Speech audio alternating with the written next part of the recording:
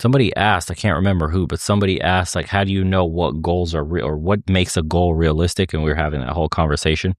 So I have some here written down about that. So that'll be today's topic. And we could get into that one because that was a really good ender to that convo we had.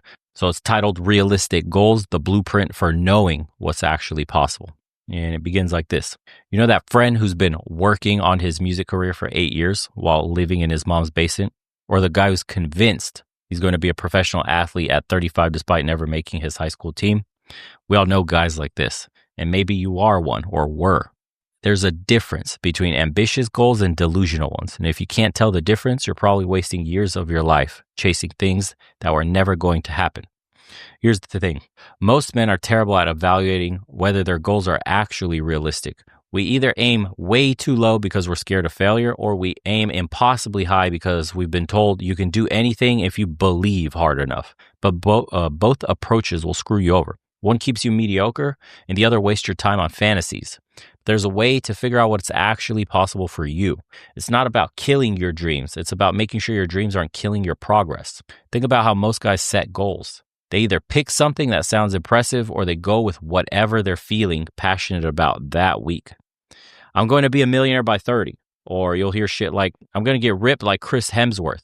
Or I'm going to start a business and be my own boss. I've had my own friends actually did this. I remember at college, they were saying crazy shit like, we're going to Vegas this summer and I need to get jacked. You know, and it's like just yesterday they were eating McDonald's. And tomorrow they'll be eating McDonald's. And the week after they're still eating McDonald's and drinking beer and getting faded over the weekend. So, and none of these types of goals are automatically unrealistic, but none of them tell you anything about whether they're realistic for you, with your starting point, your resources, or your actual situation. The guys who achieve big things don't just dream big, they plan backwards from realistic assessments of what's possible given their constraints. So here's a simple blueprint that you can use to figure out if your goal is realistic or if you're just setting yourself up for disappointment. So the step one is you have to define the specific outcome. Don't say get in shape. When we talked about this all the time, especially after reading Psycho-Cybernetics, you have to say something like lose 30 pounds and bench press my body weight. That's very specific. Don't say shit like I want to start a business. Say something like create a business that generates $5,000 of monthly profit within 2 years, right? Vague goals, they can't be evaluated for realism because you can't measure what you haven't defined. Okay. And then there's step 2. You have to research the actual requirements. Most guys skip this step completely. They decide that they want something without understanding what actually takes to get it. You want to lose 30 pounds? Find out the actual timeline for healthy weight loss. If you want to start a profitable business, research how long it'll typically take a business in your chosen field to become profitable. Don't guess. Don't go with what sounds reasonable. Just do the research. And then step 3 is inventory your current resources and be honest about what you're starting with, right? Time that you can realistically dedicate daily, money that you can invest without risking your basic needs, relevant skills that you already might have, support systems that will help rather than hinder, and other commitments that will compete for your attention. Most guys overestimate their available time and underestimate how much their current responsibilities will interfere with their goals, and calculate the gap. That would be step 4. And this is where it really hits for guys. Take what you found in your research and compare it to what you have available. If losing 30 pounds safely takes you 6 to 8 months, right, and you can realistically work out 3 times per week, does that match up? If starting a profitable business takes, say, 18 months of focused effort and you have 10 hours per week to dedicate to it, does the math work for that? All right, here's where a lot of guys go wrong. They think being realistic means settling for less, and that's not what this is about. Being realistic means understanding an actual path to what you want so you can plan properly. Okay, it means choosing goals that stretch without you taking a break, without them breaking you, excuse me. So the guys who want to go from couch potato to say something like a marathon runner in 6 months is going to get injured and quit most likely, especially if he's starting out looking like absolute shit and he's mega obese. Okay, the guy who plans to go from, where did I say? I just lost myself. Oh yeah, so the guy who plans to go from a couch potato to 5K in 6 months, then a marathon in 2 years, that guy will probably succeed, right? He's working, it's like taking steps. 5Ks aren't hard to do. You could start with a 3K, then you do a 5K, then you could do a 10K, and then you work your way up to a marathon, and then you could work your way up to something else, Ironmans. triathletes, shit like that. But you can't go from 0 to 100 and expect to just have no resistance on the way there. Okay. Step 5, look for the proof of concept, guys. Find people who've achieved what you want to achieve starting in a similar place as you. For the dudes in here listening, or maybe people that might see this on YouTube later, that's like YouTube, for example. A lot of people ask me how to start a YouTube. You know, what's this? How do you do it? How many videos? What do you record? How to record? All that stuff. That's great questions to be asking if you're interested. I started just like everybody else did. Nobody was watching me. I didn't just like magically poof on the internet and just like, yeah, here we go, big channel. You have to work at this, be consistent. And I can tell you, it doesn't require a lot of money, a simple camera, and just posting daily, and you will get the results. And I will critique your video, and it's not a problem whatsoever. We could have a day during the week for the guys that are interested in making content. We could just sit here and critique videos. It's no big deal, guys. And having this is like a golden nugget of like a mentorship that you could get out of this. Is like, if you're thinking of YouTube, send me your videos and we'll do a day of the week where I just watch them and tell you like, change that, do this, add this, and you'll be fine. And if you can't find anyone who's done what you're trying to do starting from your situation, that tends to be a red flag. Okay. Either your goal needs adjusting or your approach needs rethinking. Step 6, build in reality buffers. Okay. For example, whatever timeline you think it's going to take, add 50% more time. Whatever money you think you'll need, plan for something like 25% more. Whatever effort you think it'll require, assume it'll be harder than you expect. Double that shit. Okay, this isn't pessimism, it's just planning for reality. Things always take longer and cost more than you initially think. The guys who succeed plan for this. They give themselves that buffer. And the biggest mistake men make with goal setting is thinking that realistic means easy, and it doesn't. A realistic goal should require you to grow, learn new skills, push outside your comfort zone, and work consistently over time. That's such a huge key. It shouldn't require you to become a different person or ignore the basic constraints of your situation. You're not trying to transform yourself into a new human. You're just using what you already have to make something out of nothing, essentially. Okay? Well, out of the thing you have: time, effort, research, a little bit of cash if needed for your startup idea, whatever it is. Okay. You can be ambitious and realistic at the same time. You don't have to sacrifice. In fact, realistic, ambitious goals are the way, or I would say the most likely way to succeed, rather than those unrealistic, like lofty head in the clouds type of stuff that people have. You could think about it like this, what's more motivating, making steady progress towards something challenging but achievable, or constantly falling short of something that was probably impossible from the start? The guys who achieve impressive things aren't usually the ones with the most outrageous goals. They're the ones who got really good at setting goals they could actually achieve and then just consistently achieving them over time. And here's the truth that nobody wants to hear. Most of your limitations, they are real. You probably can't become a professional athlete if you're starting at 30. Duh. Right? You probably can't build a multi-billion dollar business in your first year. Duh. And you probably can't transform, actually multi-million too. Most likely you can't do that in your first year. And you probably can't transform your entire life in 6 months, man. It just doesn't work that way. But you can make significant progress toward impressive achievements if you're willing to work within the reality instead of fighting it. The question isn't whether you can do anything you set your mind to. The question is, what meaningful progress can you actually make from where you are right now? You start there and you build from there. And in 5 years, you'll be amazed at what's actually possible when you stopped chasing what wasn't. Go ahead. Thanks. 6 years ago, I've opened a goldsmith workshop, and I was studying jewelry making since I was 12. But since I've opened the workshop, I couldn't grow the workshop as I liked. Also, I make goals, but I never achieve them. They are not too ambitious goal because I know that my situation is not very good. And also I do research what I have to do, but when I do it, it don't give result. Like I know that in order to get 5 or 7,000 euro a month, I have to get 2 or 3 clients between 2,000 euro and 3,500 euro. I also make ads and all of that, but maybe I get some requests, but they the majority of the clients after they say no, it's too expensive. I was thinking it wasn't so expensive, and so they go away. So also, if I know what I have to do, I have set the goal. I can't achieve that. What can be the problem there? Mm. Let's say that last part again. You know you Which could part? achieve the goal. It said you know you could achieve the goal, but the very I last know said. what I have.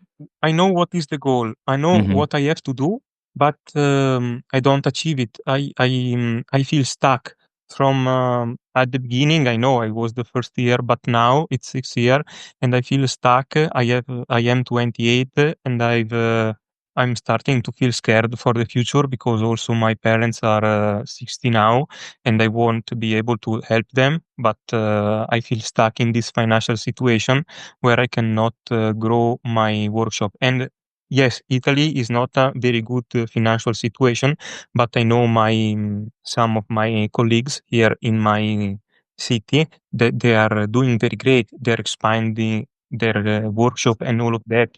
It's me. I don't know what, but is I am not able to grow.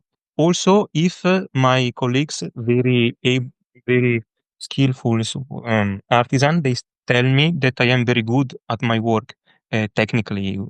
I create good jewels, I'm good at work, I am fast, but the part of getting new clients and selling to them, I am I'm not skillful in that.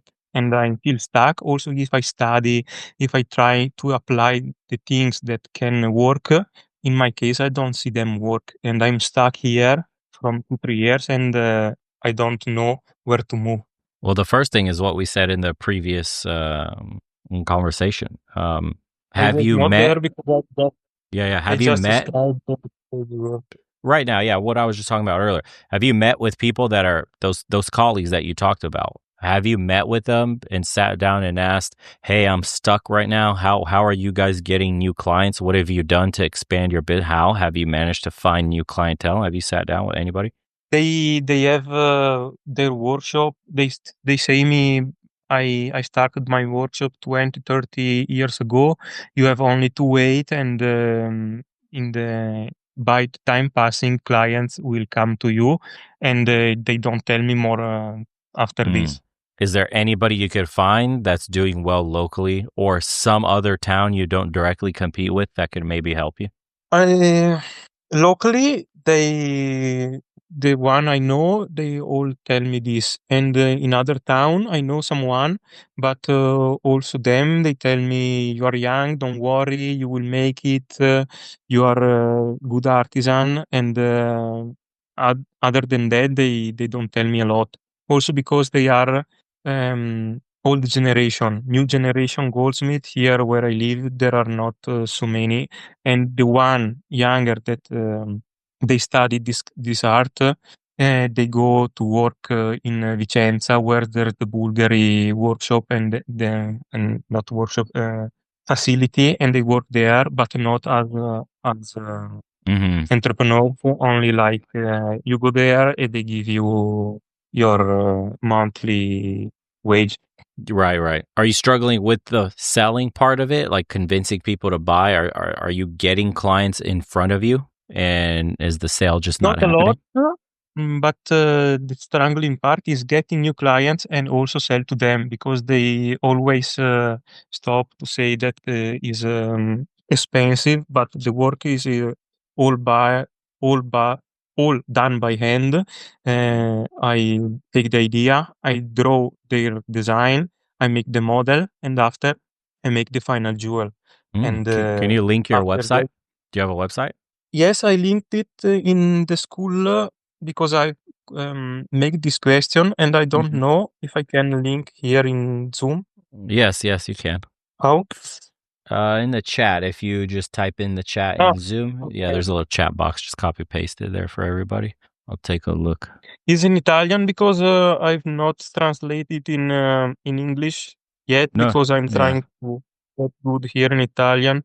I will share the gallery. yes. I'll pull it up too. Let's take a look. There we go. Hey man, I just wanted to say, regarding your business, if the older guys you're talking to aren't telling you what like specifics about what they're doing, you basically have to figure out what the specifics are, like exactly what's being done for marketing, or if they've just maybe people know them in the town. The majority of them, they don't do marketing Hmm. because they Okay, are then the it must be owner. Maybe it must be work. sometime. But you have to think outside the box. So you try talking to them, they won't tell you. They tell you wait. You already figured out they're gatekeeping somehow, or they're just older generation, relying on older clientele. So you can't go their route. You have to do something new to break into the market. You may need to market. You may need to go out and is there certain events for artisanal designers like yourself to go to where you can showcase your designs? For people to I'm check them going out. at one in my city this Sunday, the upcoming Sunday. Uh-huh. Okay. I There you go. I go there and I bring with me some of my silver jewelry, and also I am there modeling with wax. Mm. In This Italy, quick thing, sorry, before I forget. Do you live in like a small town where it's like everything's word of mouth? yes, where I live is a small town. The city is big, but I am in the rural part of the town, so I am outside of the big city. Okay. Because I have an uncle in Germany and everything they do and for their business, it was like word of mouth. And if somebody thinks that you did like a bad job, everybody else in the town will know about it. So I was Hmm. just wondering if it's like a word of mouth kind of thing. But yeah, I Yeah. would try to find some people who actually know what to do with regarding the marketing. And then you need to write down on a sheet of paper like the different types of marketing you're doing and how effective it is. Like it's something where Now, you send out. this year I'm trying Facebook ads on Instagram and Facebook, and some clients are coming, but they are a few because I cannot spend a lot of money on ads because I don't have a lot of money.